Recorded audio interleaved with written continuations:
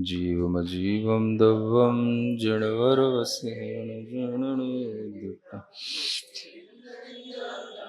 वन्दे तं सर्वदा शिरसा।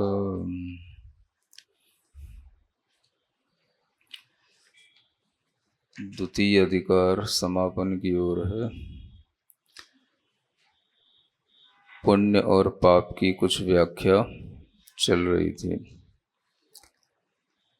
जो पुण्य कर्म है वो साता वेदनी, शुभ आयु, शुभ नाम और शुभ गोत्र के रूप में है।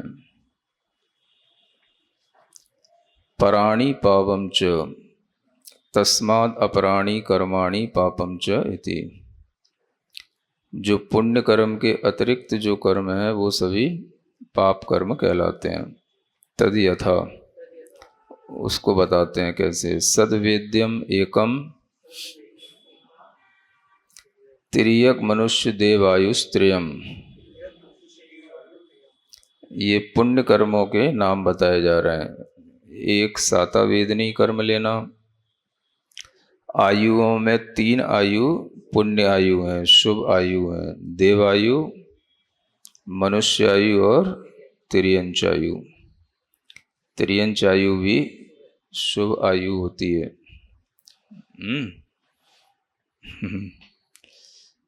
और क्यों मिला नहीं? हाँ, तिर्यंच आयु भी शुभ आयु होती है, क्योंकि कोई भी तिर्यंच अपनी आयु को छोड़ना नहीं चाहता।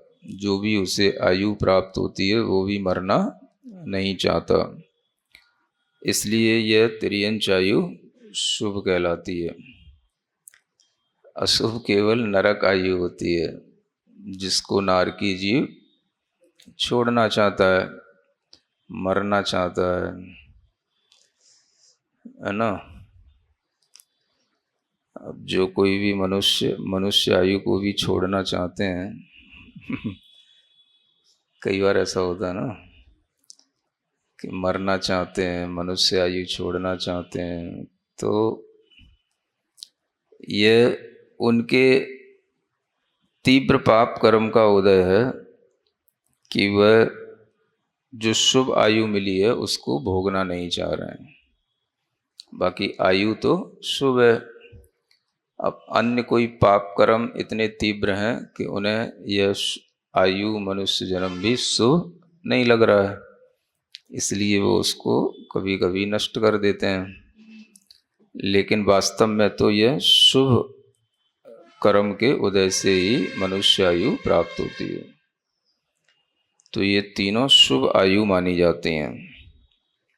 सुभग यशः कीर्ति तीर्थकरत्वादि नाम प्रकृति नाम 37। नाम कर्म की प्रकृतियों में यह 37 माने 37 प्रकृतियां होंगी, है ना। जो जैसे सुभग नाम कर्म है, यशः कीर्ति नाम कर्म है, ये सभी पुण्य कर्म कहलाते हैं। तीर्थकर नाम कर्म है इत्यादि करके उन्होंने लिख दिया। इत्यादि और भी जो शुभ शुभ नाम कर्म है उन सबको गिनेंगे तो 37 प्रकृतियां नाम कर्म की आ जाती हैं। तथा उच्चैर गोत्रम इति, और उसी तरह से गोत्र कर्म में उच्च गोत्र कर्म लेना। तो ये जो सूत्र आता है सद्वेद्य शुभायुर्नाम गोत्राणि पुण्यम, तो उसी की ये व्याख्या है। तो ये सब मिलाकर के 37 ये हैं। 3 आयु हैं 40, और एक साता वेदनी और एक उच्च गोत्र, ऐसे करके ये 42 प्रकृतियां जो होती हैं ये समुदाय ने द्विचत्वारिंशत् संख्या पुण्य प्रकृतियों विज्ञेय। इन सबको मिला करके ये 42 प्रकृतियां पुण्य प्रकृतियां जाननी चाहिए। तो इन सभी कर्मों में 42 संख्या में पुण्य कर्म वाली कर्म प्रकृतियां होती हैं। शेष 82 पापम इति, और जो शेष बची 82 प्रकृतियां वो सब पाप कर्म हैं। है ना। शेष बची 82 प्रकृतियां पाप कर्म में आती हैं। तो इस तरह से पुण्य और पाप कर्म का विभाजन भी मिल जाता है।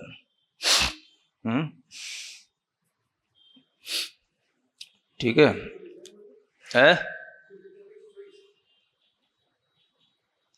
हाँ, टोटल ऐसे करेंगे तो हाँ 124 हो गई ना। 42 और 82।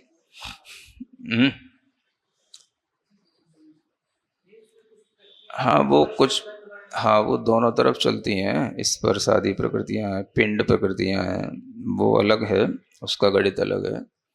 वैसे टोटल करेंगे तो 124 हैं, लेकिन 148 में से ये प्रकृतियां बताई गई हैं। इनमें से केवल 42 प्रकृतियां पुण्य होती हैं और बाकी 82 प्रकृतियां पाप प्रकृतियां हैं। तो इस तरह से पुण्य और पाप का यह विभाजन जानना। तत्र, अब बताते हैं, दर्शन विशुद्धिर विनय संपन्नता शीलव्रते स्वनतिचारो भीक्ष्ण ज्ञानोपयोग संवेगौ शक्ति तस्त्याग तपसी साधु समाधिर वैयावृत्तिकरण मरहदाचार्य बहुश्रुत प्रवचन भक्ति रावश्यका परिहाणिर मार्ग प्रभावना प्रवचन वत्सलत्वमिति तीर्थकरत्वस्य। ये तीर्थकर नामक पुण्य जो होता है उसके लिए कहा गया है, जो तत्वार सूत्र का सूत्र है। इति उक्त लक्षण षोडश भावनोत्पन्न तीर्थकर नाम कर्मैव विशिष्टम पुण्यम। अब इनमें सभी पुण्यों में 16 भावनाओं से उत्पन्न हुआ तीर्थंकर नाम कर्म ही विशिष्ट पुण्य कहलाता है। सबसे विशिष्ट पुण्य कर्म तीर्थकर नाम कर्म है। 16 भावनासु मध्ये परमागम भाषया।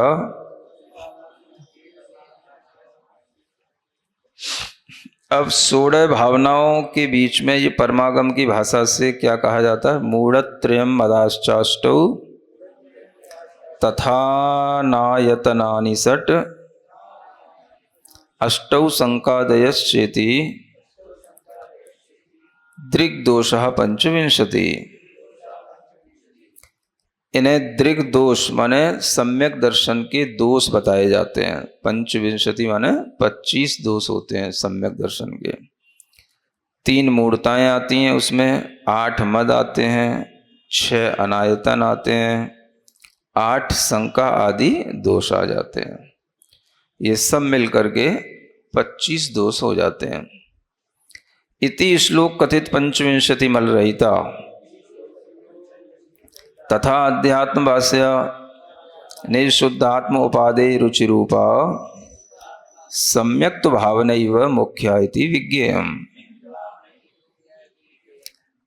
इन सब ये तो कहा गया एक तरह से आगम की भाषा में। अध्यात्म की भाषा में अगर कहें तो क्या कहा जाएगा? निशुद्ध आत्मा में उपादेय रूप जो रुचि है वही सम्यक दर्शन है, वही निर्मल सम्यक दर्शन का भाव है।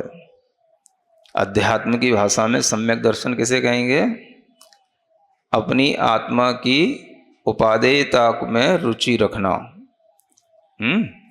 रुचि होना, श्रद्धा होना, ये एक ही बात है।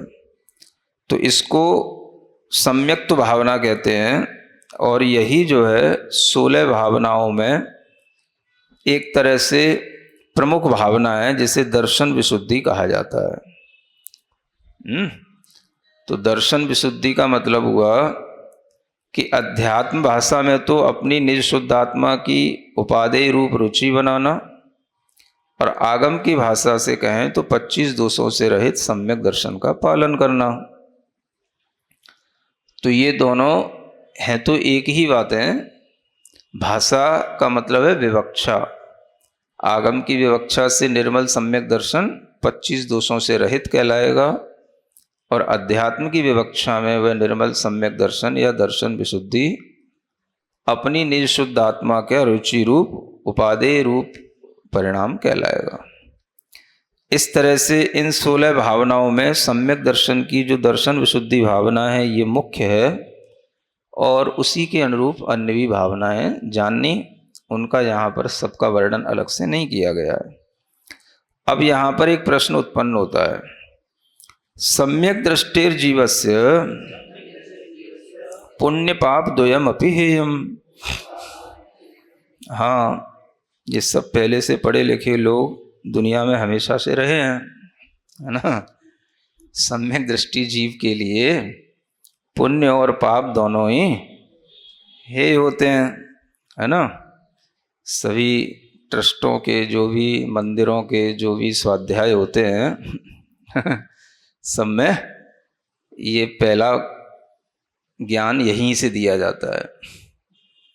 सबको सबसे पहले बच्चों को ये पढ़ाया जाता है। परमार्थ जो ट्रस्ट चलते हैं उन सब में सबसे पहले परमार्थभूत बात यही सिखाई जाती है कि पुण्य और पाप दोनों हे हैं।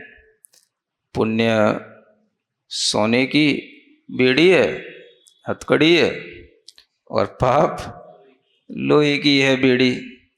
सोना हो चाहे लोहा हो, सम्यक दृष्टि जीव के लिए दोनों ही हे हैं, दोनों ही बंधन है। ऐसा बच्चे को पढ़ाया जाता है। खूब इसके लिए हॉस्टल बन रहे हैं, खूब इसके लिए बड़े बड़े, है ना, विद्यालय चल रहे हैं। सबसे पहली सीख बच्चों को यही दी जाती है। ये परमार्थ का ज्ञान यहीं से शुरू होता है। तो ऐसे भी पढ़े लिखे शिष्य बैठे होते हैं इन टीकाकारों के सामने। तो पूछ बैठे, आप तो बड़ी महिमा गाए जा रहे हो, पुण्य अलग है, पाप अलग है, दर्शन विशुद्धि से तीर्थंकर भावना का विशेष पुण्य होता है।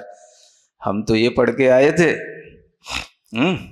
ट्रस्ट में, उसी ट्रस्ट चलती ना जयपुर में हाँ, तो हम तो ये पढ़ करके आए थे कि सम्यक दृष्टि जीव के लिए पुण्य और पाप दोनों हे हैं। और आप कह रहे हो पुण्य अलग होता है, पाप अलग होता है, तीर्थंकर नाम कर्म विशेष पुण्य है। तो ये सब आप विभाजन क्यों कर रहे हो? इसको उपादेय क्यों बना रहे हो?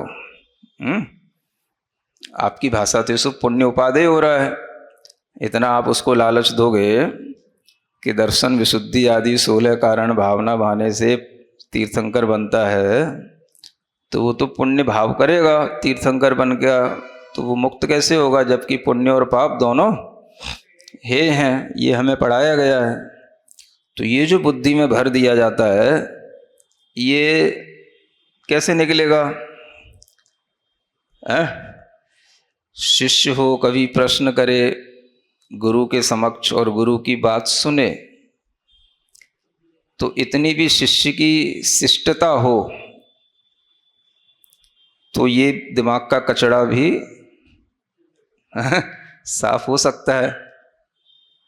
और जिसमें इतनी शिष्टता ही नहीं है तो वो ना गुरु के समक्ष कभी बैठेगा, ना कभी किसी युक्ति को सुनना चाहेगा।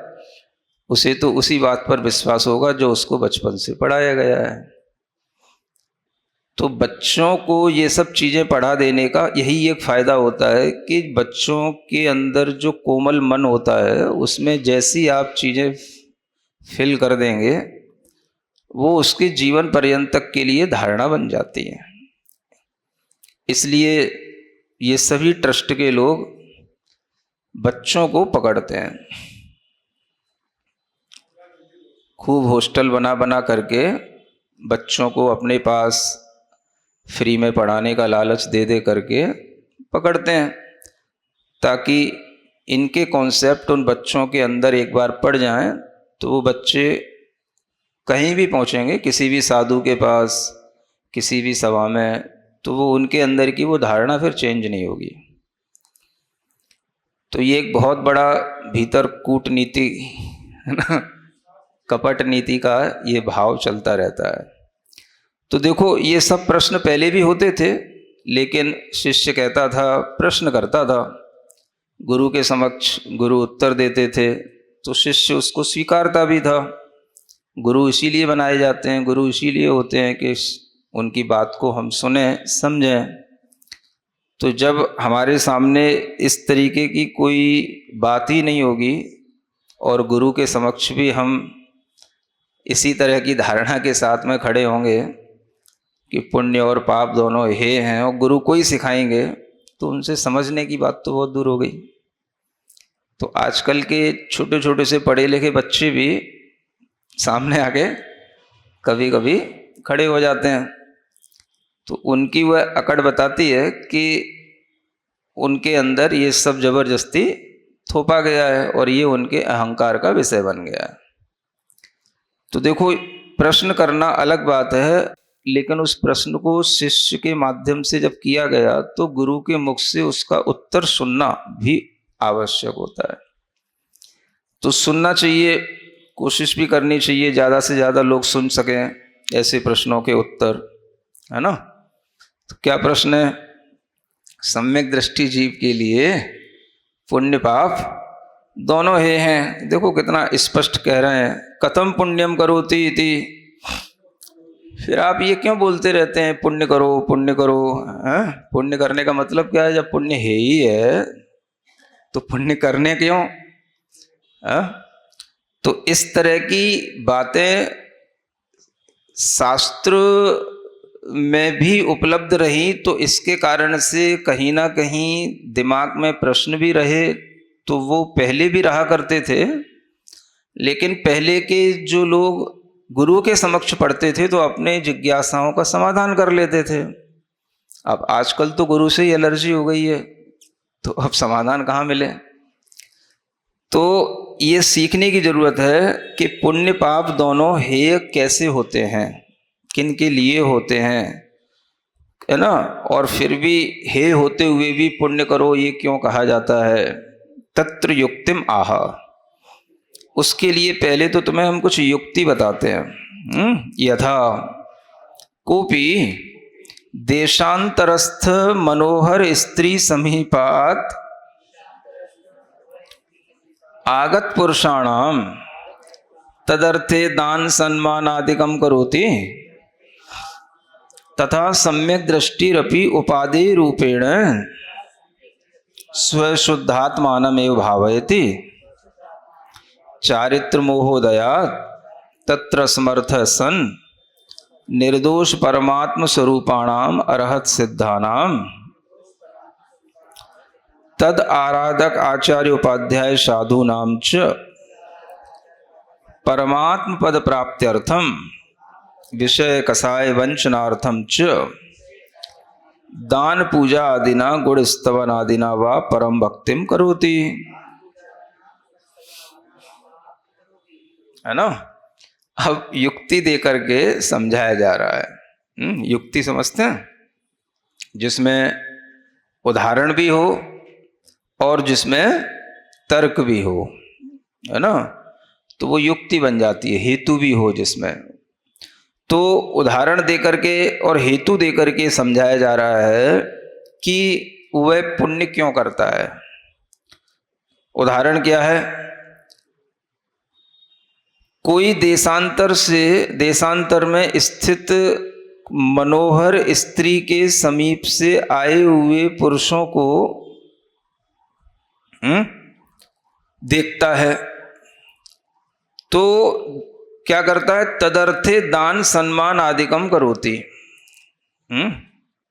जैसे कोई व्यक्ति किसी अन्य देश में रह रहा हो और किसी अन्य देश में कोई स्त्री आदि उसको पता हो कि कोई सुंदर स्त्री है या कोई गुणवान स्त्री है या कोई शीलवती स्त्री है, तो उसके पास से भी कोई व्यक्ति अगर आया हुआ है तो उसका भी वह दान सम्मान आदि करता है, माने उसको भी कुछ सम्मान दिया जाता है, उस व्यक्ति को भी।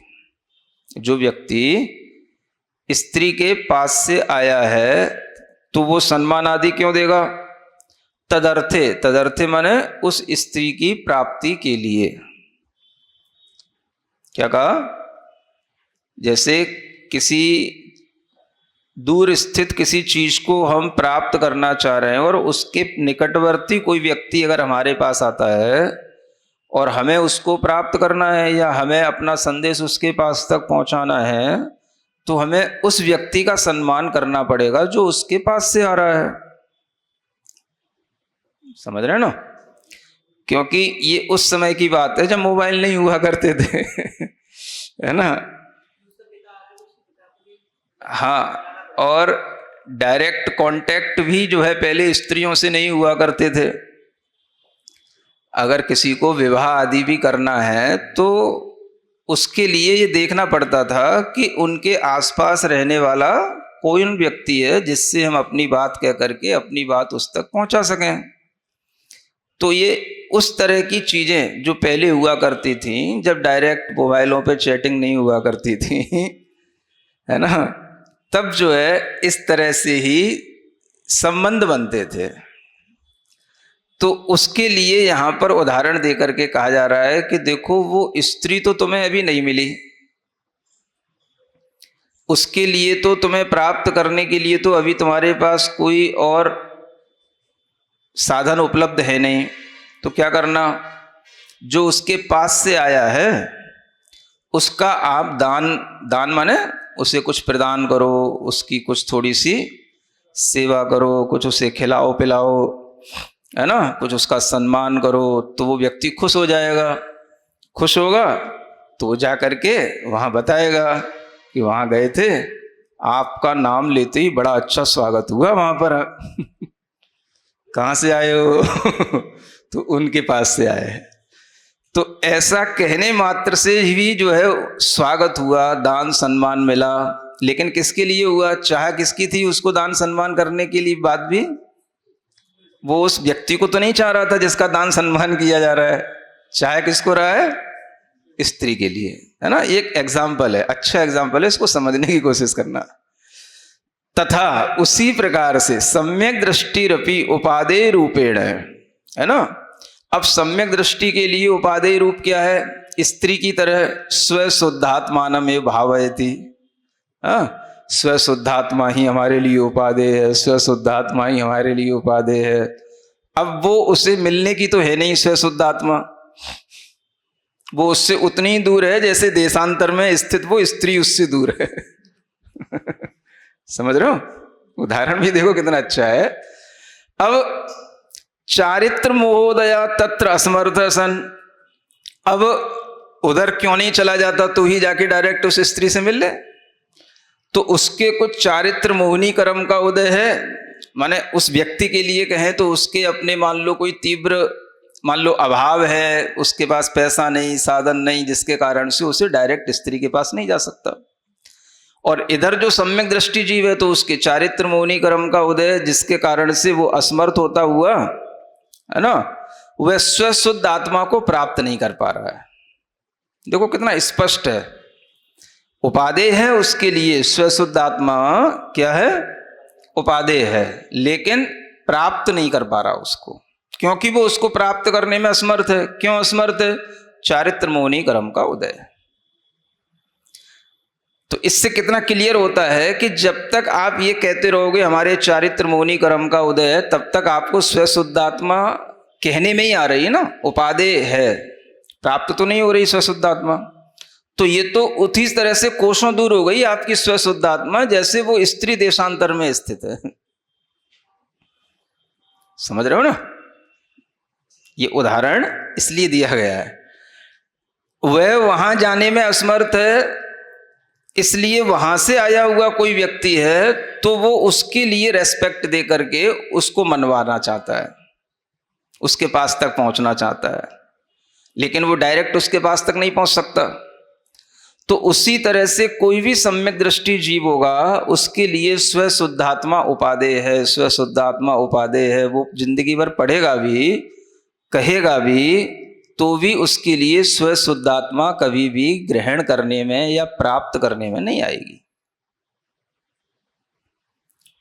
कहाँ है वो देशांतर में स्थित है उस स्त्री की तरह, भले ही वो उसके अंदर है, तो भी वो उसको क्यों नहीं प्राप्त कर पाएगा? क्योंकि उसके चारित्र मोहनी कर्म का उदय है। यानी बिना चारित्र के कभी भी स्व शुद्धात्मा की प्राप्ति नहीं होती। ये इससे क्लियर होता? इसलिए कहता हूं कि आचार्य प्रणीत ग्रंथ पढ़ने चाहिए। समझ आ रहा? आचार्यों ने कितनी मेहनत की है हमें हर चीज को समझाने की, हर छोटी से छोटी बात को उदाहरण देकर के समझाने की। ये मेहनत, इसको कोई नहीं सुनता, कोई नहीं पढ़ना चाहता। तो क्या कह रहे हैं? अब उसके लिए तो जो असमर्थ होता हुआ वो क्या करता है?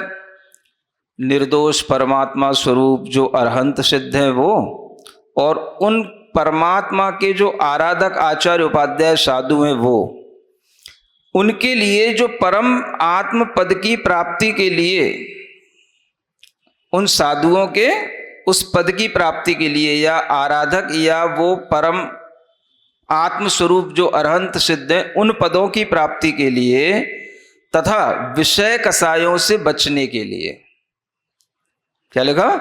विषय कसाय वंचनार्थम च। ये दो हेतु हैं।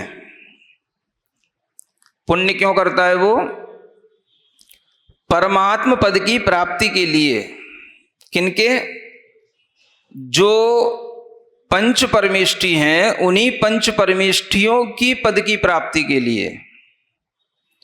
एक तो ये हेतु है, और दूसरा, अगर हम ये नहीं करेंगे तो अपना सारा समय विषय कसायों में निकालेंगे, सारा पैसा सारी बुद्धि विषय कसायों में लगाएंगे। तो उससे बचने के लिए क्या करना पड़ता है? दान पूजा आदि ना, दान पूजा आदि करे। आदि माने और भी बहुत सारी चीजें हो सकती हैं, दान पूजा उसमें मुख्य है। गुड़ स्तवन आदि ना वा, इसको ऐसे भी समझ सकते हैं कि ये दान पूजा तो हो गया श्रावक के लिए, और गुड़ स्तवन आदि प्रमुख रूप से हो गए ये व्रतियों के लिए, साधुओं के लिए, है ना। परम भक्तिम करोति, वह परम भक्ति करता है किनकी? पंच परमेष्ठी की। तेन, उससे क्या होगा? भोगा कांक्षा आदि निदान रहित परिणामेन कुटुंबिनाम पलालमेव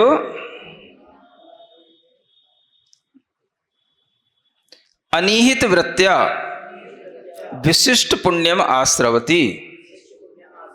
तेन च स्वर्गे देवेंद्र लोकांतिक आदि विभूतिम प्राप्य विमान परिवार आदि संपदम जीर्ण तृणमेव गृह्यन् पंच महाविदेहेषु गत्वा पश्यति। है ना। अब जब इनकी भक्ति करेगा, दान पूजा आदि करेगा, गुण स्तवन आदि करेगा, परम भक्ति करेगा, तो क्या होगा? पुण्यबंध होगा। लेकिन वो पुण्यबंध कैसा है? उसका सम्यक दृष्टि जीव है। तो भोगा कांक्षा आदि निदान रहित परिणामेन, उसे भोगों की कोई आकांक्षा नहीं है।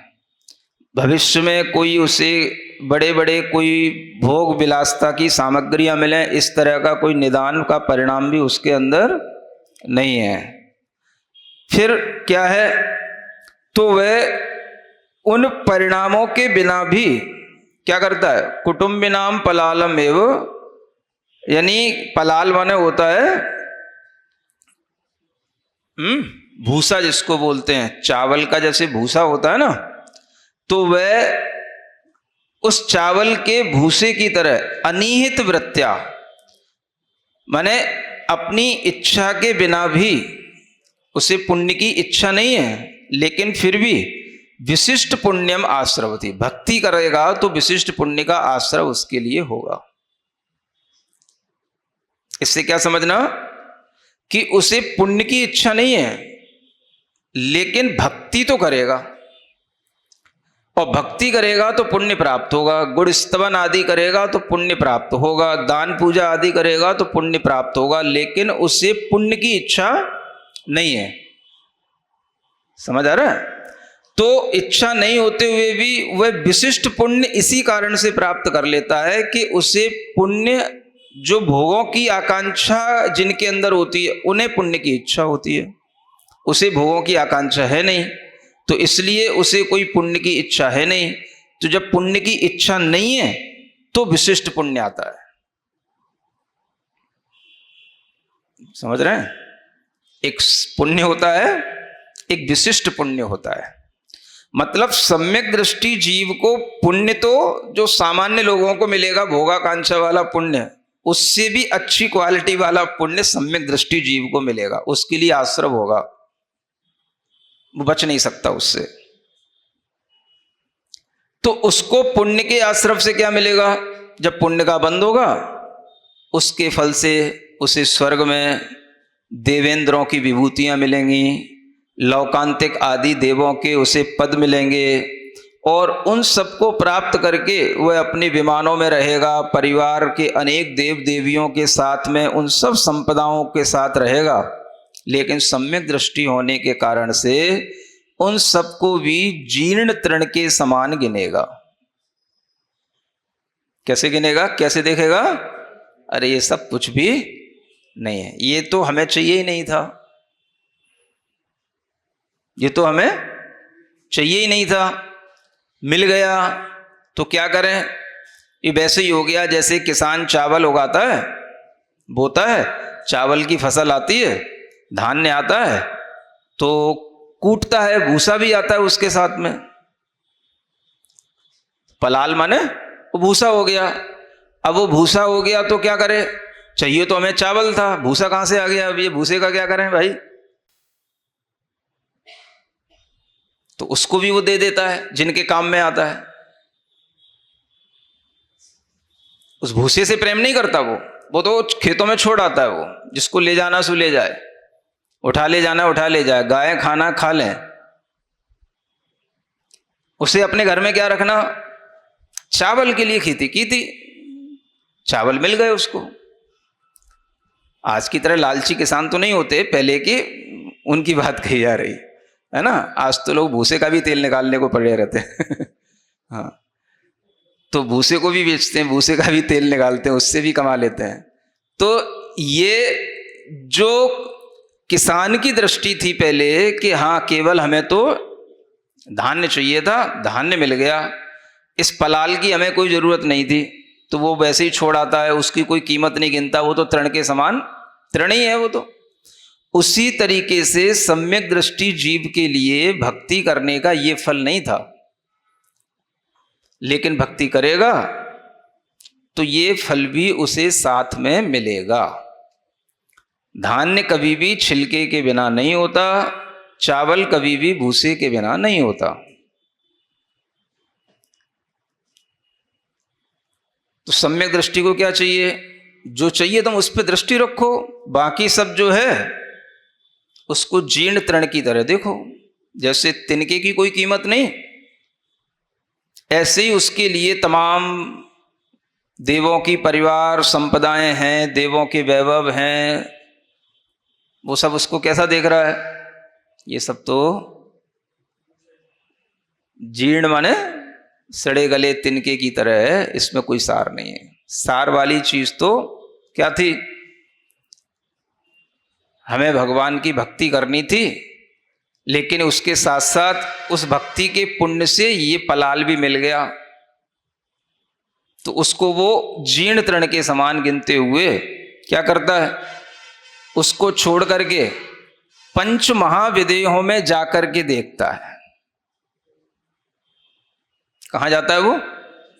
हाँ, देव बनकर के भी उस पुण्य के फल से पंच महाविदेहों में, विदेह क्षेत्रों में जाकर के देखता है। क्या देखता है? किम पश्यति इति चेत, क्या देखता है? तद इदम समवसरणम, वह यह समवसरण है, वह यह समवसरण है। कौन सा वह? माने जिस समवसरण की हमने भावना, पूजा, गुण स्तवन आदि किया था मनुष्य पर्याय में, यह अब दिख रहा है, वो समवसरण यह है। तब तो क्या दिख रहा था, समवसरण मंदिर में बैठे हैं, फिर भी समवसरण में भगवान देखते हुए भी कुछ दिख नहीं रहा था। समझ आ रहा है? अब वह समवसरण की, उसकी वह भावना की पूर्ति जिसके लिए उसने भगवान की भक्ति की थी, अब दिख रहा है उसको, वह यह समवसरण है। और क्या, ते एते वीतराग सर्वज्ञाः, उस समवसरण में जो हम देखते थे वीतराग सर्वज्ञ भगवान बैठे हैं, वो ये हैं। अब उसको दिख रहा है। ये किसके फल से दिख रहा है? उसी भक्ति के फल से दिख रहा है। जिस भक्ति से पुण्य आया और पुण्य के फल से उसे देवेंद्रों की संपदा भी मिली और देवेंद्र भी बना, तो देवेंद्र बना, ये तो अच्छी बात हो गई, क्योंकि बिना देवेंद्र बने हुए, बिना लोकांतिक बने हुए, बिना अच्छा इंद्र दिया देव बने हुए, बिना भक्ति के पुण्य का अर्जन किए हुए उसे वहां जाकर के ये भाव नहीं आएगा, ये वो समवसरण है, वो ये सर्वज्ञ भगवान है। तो भक्ति उसके लिए आवश्यक हो गई। किस कारण से? अगर भक्ति नहीं करता तो विषय कसायों में पड़ा रहता, पाप कर्म का बंद करता, नरकों में जाता, तो कहाँ उसको भी फिर ये वो समवसरण है, ये कहाँ दिखाई देता, वो ये सर्वज्ञ देव है, ये कहाँ दिखाई देता। तो पुण्य जो आश्रव को प्राप्त होता है, सम्यक दृष्टि जीव का जो पुण्य आता है, वह सम्यक दृष्टि जीव उस पुण्य में जो भी भोग संपदाएं प्राप्त करता है, वह उस पुण्य से प्राप्त भोग संपदाओं में भी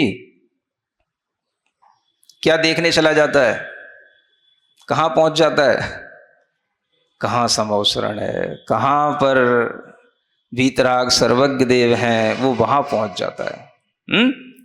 और क्या, ते एते भेदा वेद रत्नत्रय आराधका गणधरा देवादयो, और पहले जो सुनते थे गणधर आदि परमेष्ठी होते हैं, भगवान के इतने गणधर हुए, इतने गणधर हुए, ये सब गणधर देखो यहां बैठे हैं, भेद अभेद रत्नत्रय के आराधक, ये गणधर यहां बैठे। ये पूर्वम श्रूयन्ते ते इदानीं प्रत्यक्षेण दृष्टा, जो पहले हमने सुने थे वो यहां पर प्रत्यक्ष रूप से अब हमें दिखाई दे रहे हैं। इति मत्वा विशेषेण, ऐसा मानकर विशेष रूप से दृढ़ धर्म मतिर्भूत्वा, वह धर्म में दृढ़मति होकर के, किसमें? धर्म में अपनी बुद्धि को दृढ़ बना लेता है। फिर चतुर्थ गुण स्थान योग्यम आत्मनो अविरत अवस्थाम अपरित्यजन भोगानुभवेपि सति धर्म ध्यानेन कालम नीत्वा स्वर्गादागत्य तीर्थंकरादि पदे प्राप्तेपि पूर्व भव भावित विशिष्ट भेद ज्ञान वासना बलेन मोहम न करोति, है ना। तो फिर ऐसा वहां पर भी जाकर के उसे देव गति में भी उसकी बुद्धि धर्म में ही दृढ़ हो जाती है, भोगों में दृढ़ नहीं होती, है ना। भोग मिले पुण्य के फल से मिले, लेकिन उसे वह पुण्य का फल चाहिए ही नहीं था, उसे तो पुण्य का फल पलाल की तरह, जीर्ण तृण की तरह दिख रहा है। और वहां पर भी जाकर के वह भगवान के समवसरण में अरिहंत और गणधर देवों को देख करके धर्म में ही अपनी बुद्धि करता है, और फिर जो चौथे गुण स्थान के योग्य हो सकता है वो करता है। क्या करता है? अपनी आत्मा को अविरत अवस्था से ऊपर उठा नहीं सकता, अविरत अवस्था देव गति में छूट नहीं सकती, इसलिए उसे वहां पर भोगानुभव करना ही होगा। और वह सब करते हुए भी वह धर्म ध्यान से काल व्यतीत करता है। क्या करता है? हाँ, माने चतुर्थ गुण स्थान में वह देवगति का देव, चूंकि वह देवगति में संयम होता ही नहीं, इसलिए चाहते हुए भी कुछ नहीं कर सकता। तो उसे वहां पर इस तरह के धर्म ध्यान से काल बिताना पड़ता है। समव शरण में जाना, भगवान का दिव्य ध्वनि सुनना, गणधर आदि परमेष्ठियों से प्रश्न करना, इस तरह से वो अपना धर्म ध्यान से भी जीवन निकालता है और फिर उस स्वर्ग से आकर के इतना भी पुण्य अर्जित कर सकता है कि तीर्थंकर आदि पदों की प्राप्ति कर ले। और वह सब पद प्राप्ति भी अगर प्राप्त हो भी जाए तो भी पूर्व भव में उसने जो ये विशिष्ट भेद ज्ञान का संस्कार प्राप्त किया था कि ये सब पुण्य फल मेरा नहीं है, इसलिए वह उस पुण्य फल में मोह नहीं करता है। अब ये किस भाव में आ गया? यह स्वर्ग से उतर करके मनुष्य भाव में आ गया। तो मनुष्य भाव में वह तीर्थंकर आदि, चक्रवर्ती आदि पदों की प्राप्ति कर लेगा, क्योंकि चक्रवर्ती आदि पद भी इसी तरह के पुण्य से प्राप्त होते हैं। तो पुण्य कहाँ से आएगा, ये ध्यान रखना है आपको। भक्ति करने से ही आएगा। किनकी भक्ति करने से आएगा? तो अरहंत सिद्धानाम, इनकी और उनके जो भी आराधक हैं आचार्य उपाध्याय साधु, उनकी भक्ति करने से ही पुण्य आएगा। ये लाइन ऊपर लिखी हुई है ना। तो इस भक्ति को करके वह जो पुण्य अर्जित करता है, उस पुण्य से उसके लिए ये सब भेद विज्ञान भी उसके सम्यक दृष्टि होने के नाते उसके अंदर रहता है कि यह पुण्य का फल तो जीर्ण तृण के समान है। इसलिए वह मनुष्य पर्याय में भी चक्रवर्ती और तीर्थंकर बनकर के भी मोह नहीं करता। किससे? पुण्य संपदा से। क्या करता है? ततो जिन दीक्षाम गृहीत्वा पुण्य पाप रहित निज परमात्म ध्यानेन मोक्षम गच्छति इति।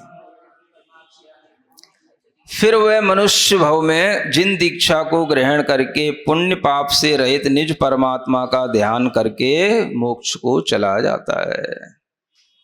इसलिए उसके लिए पुण्य और पाप दोनों हेय हो जाते हैं। समझ आया?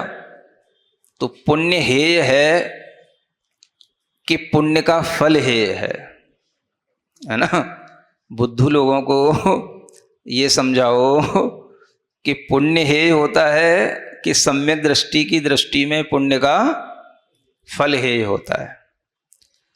पुण्य फल हेय होगा तो पुण्य से तो पिंड अपने आप छूट जाएगा, लेकिन वो कब छूटेगा? जब आपकी योग्यता इतनी बन जाए कि आप पुण्य पाप दोनों से रहित निज परमात्म तत्व है उसका ध्यान करने के योग्य बन पाए। वो ध्यान कब होगा? जब आप ऐसी जिन दीक्षा को ग्रहण कर पाए। और वो जिन दीक्षा भी कौन सी? जो आपके लिए उसी काल में उसी संगनन के साथ मोक्ष प्राप्त करने की योग्यता रखती हो, तब आपको उस पुण्य पाप से रहित निज परमात्मा का ध्यान होगा। तब आपके लिए पुण्य पाप दोनों हेय अपने आप हो जाएंगे, क्योंकि आप किसका ध्यान कर रहे हैं? पुण्य का ध्यान नहीं कर रहे हैं, न पाप का ध्यान कर रहे हैं। आप अपनी निज परम आत्मा का ध्यान कर रहे हैं। वो कब, कैसी निज परमात्मा है? पुण्य पाप से रहित। तो पुण्य पाप से रहित निज परम आत्म तत्व का ध्यान करने की जब योग्यता बनती है, तब पुण्य और पाप दोनों हेय हो गए। उससे पहले पुण्य का फल भोगना पड़ेगा, नहीं भोगोगे तो नरक निगोदों में पड़े रहोगे। और पुण्य का फल होगा तो देव पर्याय भी मिलेगी तो भी समवसरण ढूंढोगे, और मनुष्य पर्याय प्राप्त होगी तो भी जिन दीक्षा के लिए जिन मुनि ढूंढोगे। हाँ, पुण्य का उदय होगा तो, नहीं तो इधर उधर होटलों में पड़े रहोगे। तो पुण्य जो सम्यक दृष्टि जीव अगर अर्जित करता है तो उसके लिए पुण्य कभी भी उसे भटकाता नहीं है, क्योंकि उसने निदान नहीं किया, उसने कोई भोगों की आकांक्षा से पुण्य अर्जित नहीं किया। उसने तो साधु पद की प्राप्ति के लिए या अरहंत सिद्ध आदि इन पदों की प्राप्ति के लिए, लिखा है ना, परमात्म पद प्राप्ति के लिए। उसने पुण्य किसके लिए किया? भक्ति क्यों की? परम आत्म पद की प्राप्ति हो। अब वो परम आत्म पद कोई अपने बिल्कुल हाथ की में तो खड़ा बैठा तो है ही नहीं, कोई दिख जाए कि एकदम से परम आत्म पद प्राप्त हो जाए, अपनी हथेली पे जम जाए, हैं? वो तो उसी स्त्री की तरह है जो दूर देश में स्थित है, जिसका केवल नाम सुन रखा है। हाँ, एक बहुत सुंदर उस राजा की वह पुत्री है, और उसी राजा की पुत्री के पास से ये व्यक्ति आया है। समझ आ रहा है? तो वो परम आत्म पद उसी जैसे मुक्ति कन्या की तरह है वो, है ना? है?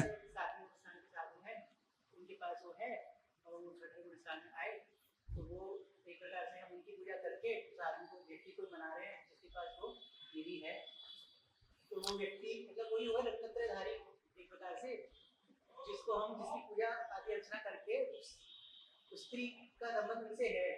हाँ हाँ, तो जो मुक्ति कन्या की बात है, स्त्री का मतलब यहाँ क्या लेना? अब मुक्ति वधू, मुक्ति कन्या जिसको हम कहते हैं, तो उस मुक्ति वधू के निकट में तो ये अरहंत सिद्ध पहुंच गए।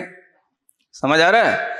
और ये जो उसके आराधक हैं आचार्य उपाध्याय साधु, ये तीन परमेष्ठी, ये उसके आराधक हैं, है ना? तो ये भी जो है उसी परम आत्म पद की प्राप्ति करने के लिए, विषय कसायों से बचने के लिए, ये भी उसी तरह से दान पूजा भक्ति गुण स्तवन आदि करते हैं। तो ये कथन मुख्य रूप से है तो उनके लिए ही, लेकिन सामान्य से श्रावक के लिए भी, जो सम्यक दृष्टि श्रावक है, वो भी दान पूजा आदि करके इसी तरह से उसी मुक्ति कन्या के पास तक पहुंचना चाहता है। तो कैसे पहुंचेगा? तो वो तो बहुत दूर है। अब उसके जो आराधक हैं आचार्य उपाध्याय साधु, ये उस व्यक्ति की तरह हैं जो उस मुक्ति कन्या के पास से आए हुए हैं। समझ आ रहा है? मतलब अभी पहुंचे नहीं है, लेकिन ये उस मुक्ति कन्या को जानते हैं। हाँ, ये उसके निकटवर्ती हैं। तो इनकी भी अगर आप दान पूजा आदि सम्मान आदि करके, आप जो भक्ति करके इनको भी खुश कर लोगे, तो ये तुम्हें उससे मिलवा देंगे। समझ गए ना? तो इस तरह से वह परम आत्म पद की प्राप्ति हो या शुद्ध आत्मा की प्राप्ति हो, वो एक ही बात है ना? तो वह स्वशुद्ध आत्मा को देखना, अनुभव करना वो अभी संभव नहीं है। तो उसके लिए जो वहां उनके आराधक हैं, उनकी भी भक्ति दान पूजा गुण स्तवन आदि करके भी आप उस मुक्ति कन्या के पास तक पहुंचने का प्रबंध कर सकते हो।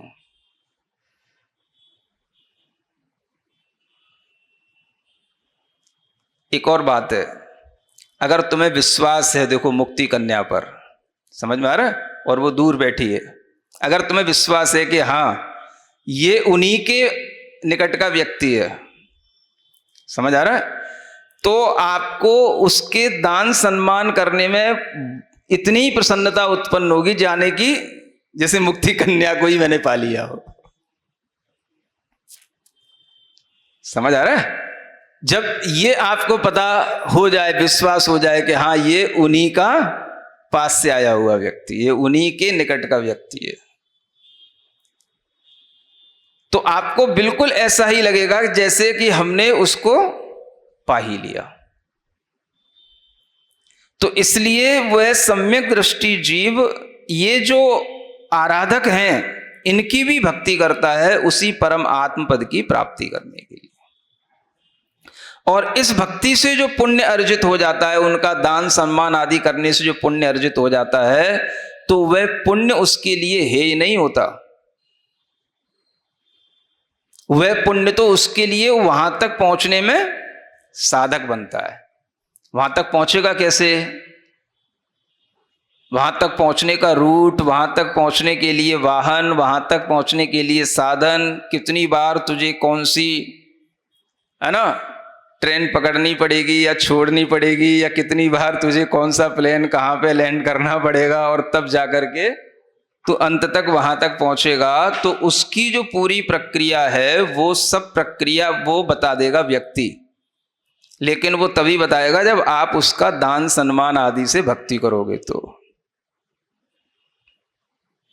तो वो पुण्य तुम्हारे लिए वहां तक पहुंचने में सहायक हो गया, हे नहीं हो गया। समझ आ रहा है? दृष्टि में इतना रहे कि अगर बीच में बहुत सारी चीजें मिलें भी, अब वो व्यक्ति तुम्हें लेकर के जा रहा है वहां तक, और फिर तुम्हें बीच में मिलने लगी बहुत सारी चीजें, तो तुम्हारा मन भटकना नहीं चाहिए। जैसे कोई विद्याधर साक्षात आपको विदेह पर्वत पर ले जाए, विदेह क्षेत्र में ले जाए, सुमेरु पर्वत पर ले जाए, तो रास्ते में और भी बहुत सारी चीजें दिखाई देंगी, खूबसूरत चीजें बहुत सारी मिलेंगी।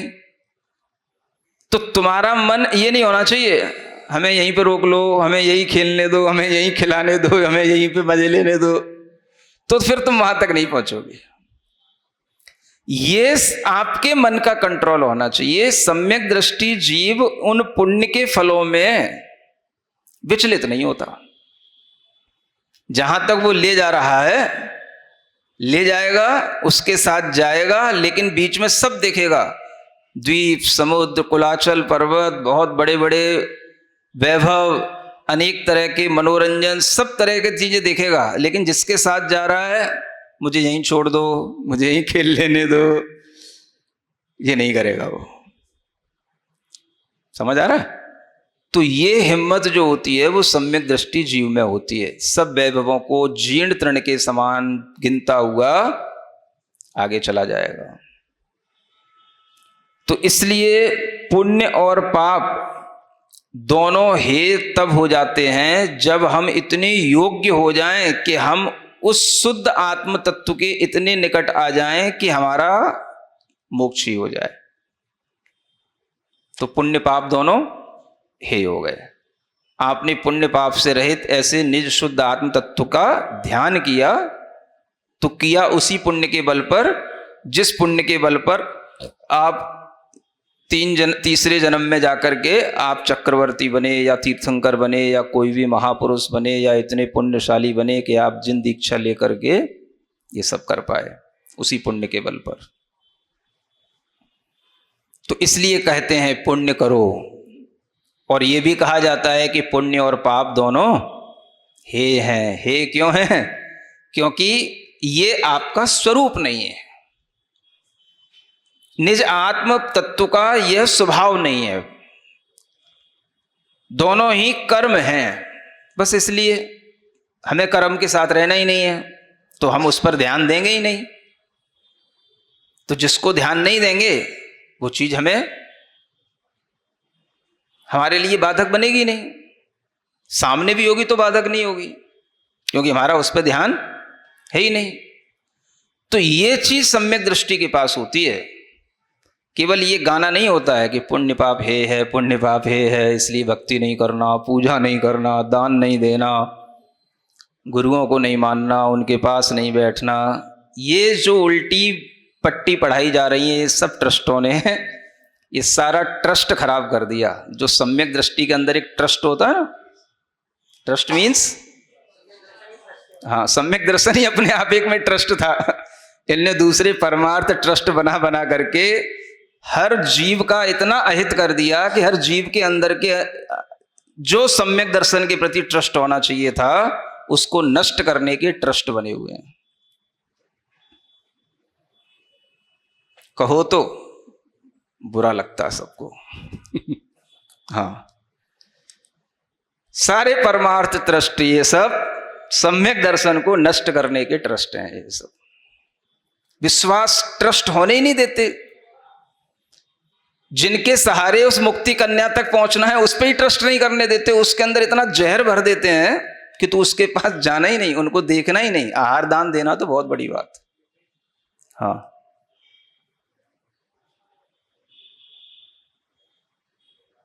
बिल्कुल बगल से निकल जाएंगे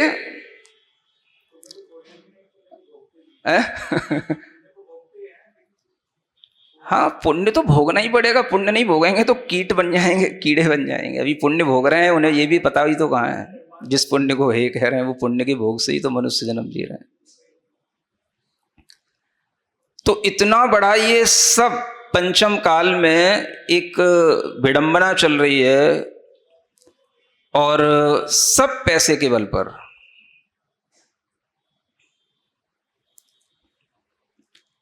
तो ये सम्यक दर्शन को प्राप्त करने के लिए नहीं है ये सब चीजें, ये ज्ञान, ये सब सम्यक दर्शन से भी भ्रष्ट करने वाली चीजें। अब जिन बच्चों को आपने पढ़ा दिया कि ये आचार्य उपाध्याय साधु पंचम काल में होते ही नहीं, तो अब तो मुक्ति कन्या के लिए जो आदमी आया था आपके निकट, आपने उसी को ही अपने से हे कर दिया। साधन ही गया तो अब साध्य क्या मिलेगा तुम्हें? समझ आ रहा है? तो ये जहर देखने में आता है, इसलिए बोलने में आता है। जब बच्चा सामने आता है, कहां से पढ़ के आए? जयपुर से पढ़ के आए, तो वो ना नमोस्तु करता है ना कुछ करता है, सीधा बोलता है पुण्य और पाप हे हैं, फिर आप पुण्य पुण्य क्यों करते रहते हो? तो यही तो यहां प्रश्न पूछ रहा है। कम से कम पूछने वाला सामने बैठता तो है, सुनता तो है, सीख करके अपनी बुद्धि में रखता तो है। ये तो ऐसे हो जाते हैं कि इन्हें जो सिखा दिया जाता है उससे ज्यादा ये कुछ सीखना ही नहीं चाहते हैं। तो उसके लिए ये है कि ये पुण्य उन्हें मोक्ष तक ले जाता है। किनका? सम्यक दृष्टि का पुण्य। मिथ्या दृष्टिस्तु तीव्र निदान बंद पुण्य ने भोगम प्राप्य। अब मिथ्या दृष्टि होगा तो तीव्र निदान बंद करेगा, क्योंकि उसको ये सब ज्ञान ही नहीं है। तो वो उस पुण्य को प्राप्त करके उस पुण्य से भोग प्राप्त करेगा। पश्चात अर्ध चक्रवर्ती रावण आदि वत नरकम गच्छति इति। तो वो कभी तीर्थंकर और ऐसा चक्रवर्ती नहीं बनेगा, वो अर्ध चक्रवर्ती बनेगा, है ना, रावण आदि की तरह, और फिर जो है वो नरक को प्राप्त होगा। तो ये मिथ्या दृष्टि का पुण्य है। एवं उक्त लक्षण पुण्य पाप पदार्थ द्वयेन सह सप्त तत्वानि एवं नव पदार्था भवन्ति इति ज्ञातव्यम्।